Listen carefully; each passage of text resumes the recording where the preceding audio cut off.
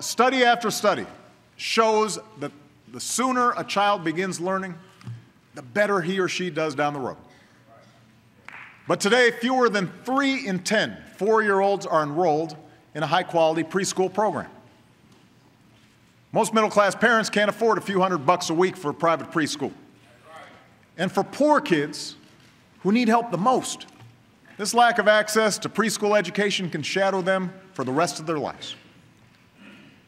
So tonight, I propose working with states to make high-quality preschool available to every single child in America.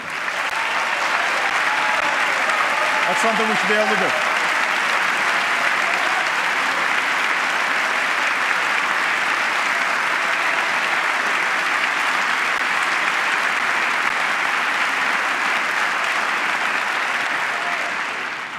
Every dollar we invest in high-quality early childhood education can save more than $7 later on by boosting graduation rates, reducing teen pregnancy, even reducing violent crime. In states that make it a priority to educate our youngest children, like Georgia or Oklahoma, studies show students grow up more likely to read and do math at grade level, graduate high school, hold a job, form more stable families of their own. We know this works. So let's do what works and make sure none of our children start the race of life already behind. Let's give our kids that chance.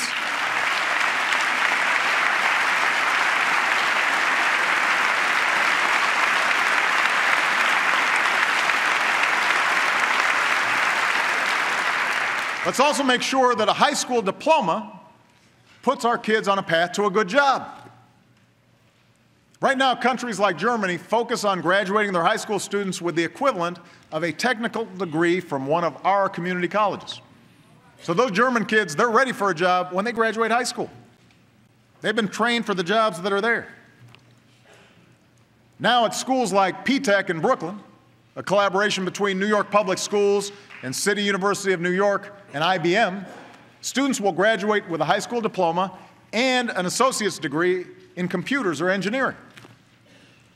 We need to give every American student opportunities like this. And 4 years ago,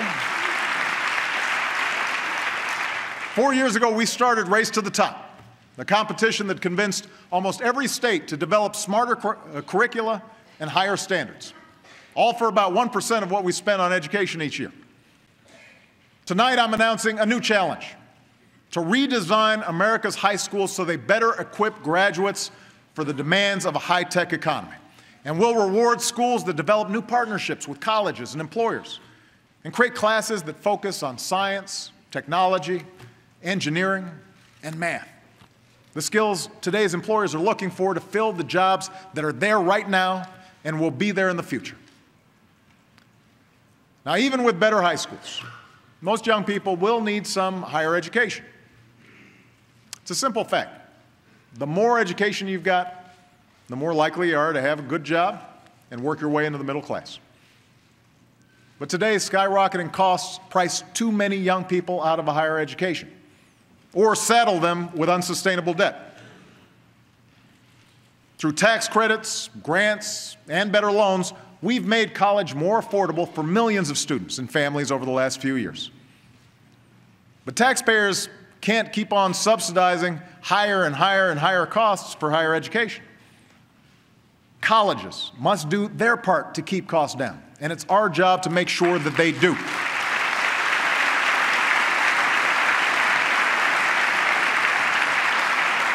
So tonight, I ask Congress to change the Higher Education Act so that affordability and value are included in determining which colleges receive certain types of federal aid.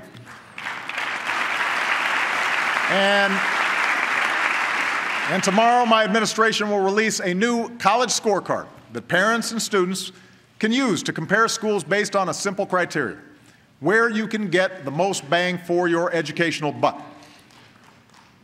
Now, to grow our middle class, our citizens have to have access to the education and training that today's jobs require. But we also have to make sure that America remains a place where everyone who's willing to work Everybody who's willing to work hard has the chance to get ahead.